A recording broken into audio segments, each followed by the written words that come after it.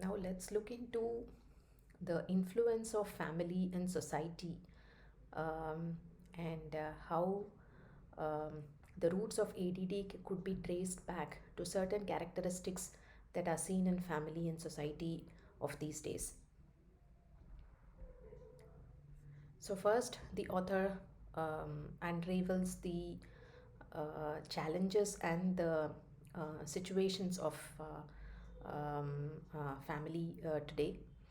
Um, so, he first talks about his experiences being born during World War II.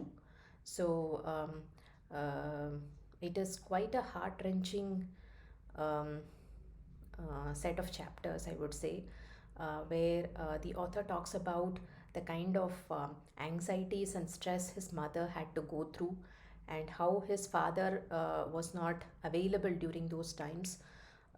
And all this sort of reflects in the young child's mind, and he sort of absorbed his parents' fears, anxieties, and sorrows of those times.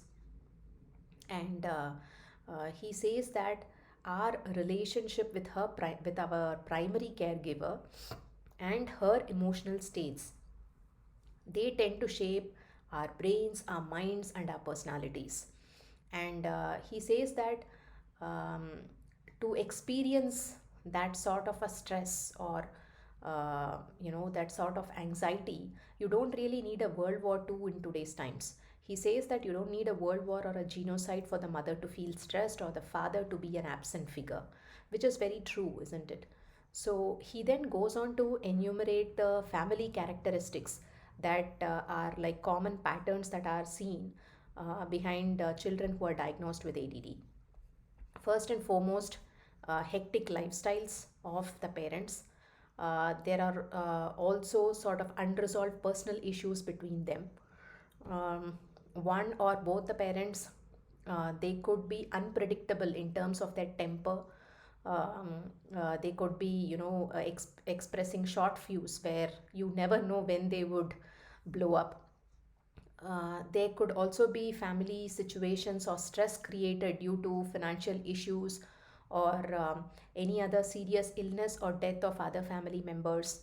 Um, and there are long term persistent tensions and emotional heaviness that have that are gone through for a long period of time, which eventually might end up in a divorce.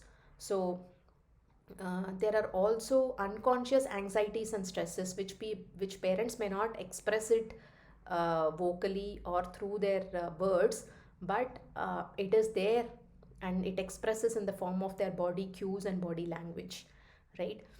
So these are things that the child can easily perceive. And um, there could also be these tensions that are there, but couple, they don't want to declare it openly in order to avoid conflict. um, Most of the times the mothers are burdened with the full responsibility of the family's physical and emotional well-being, right? That sort of puts her in a state of too much stress and anxiety.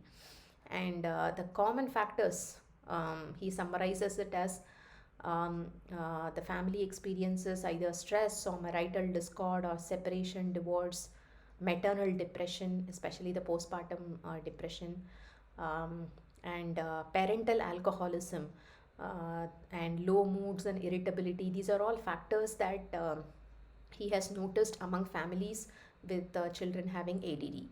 And if the mothers are stressed or depressed, they are more likely to be short tempered. They tend to be more controlling and more angry with a young child. Also, parents of ADD children, they would have very fewer contacts with extended families or families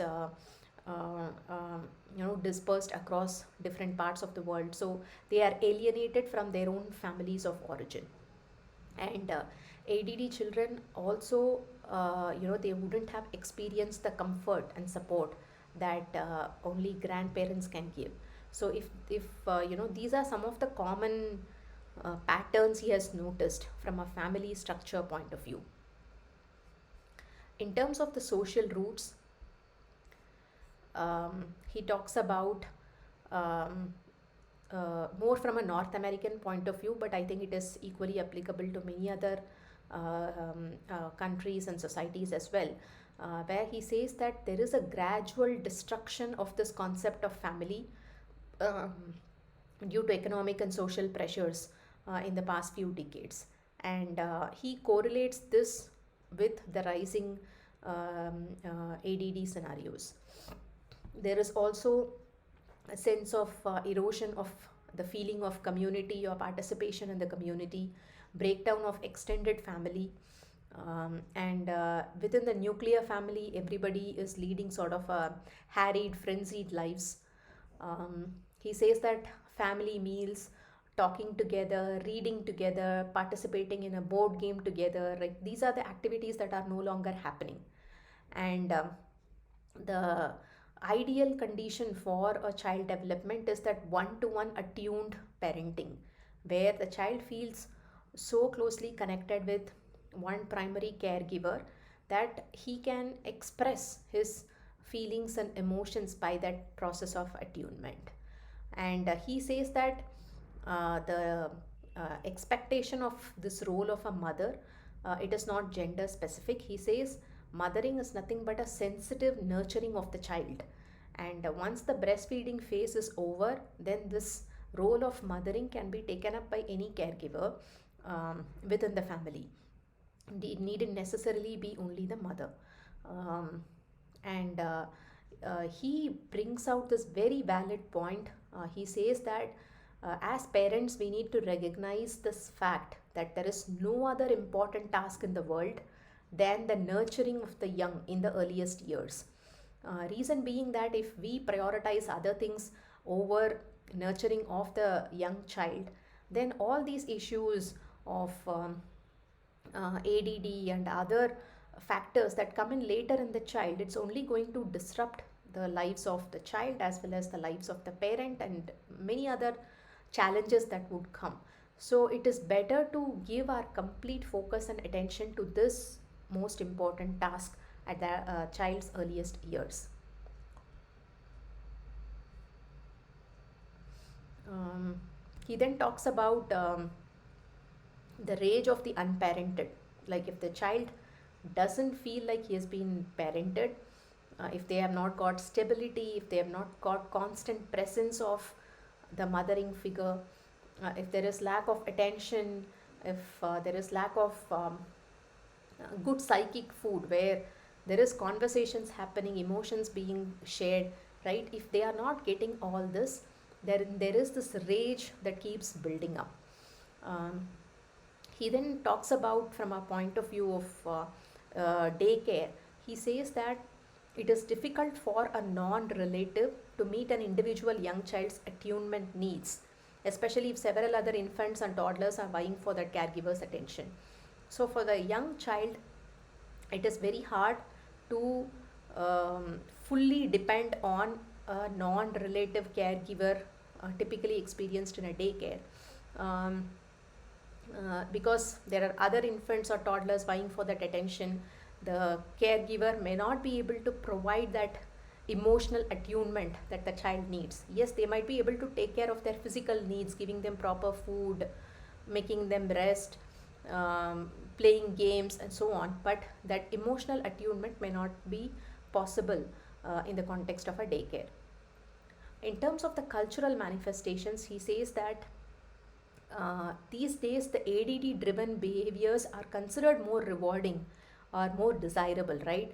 Being in a hustle mode, being restless, speed is appreciated, multitasking, frenetic culture, these are like the manifestations of the current society, and these behaviors are considered desirable, right? It is, we have come to that state now. So this is what he talks about from the social perspective.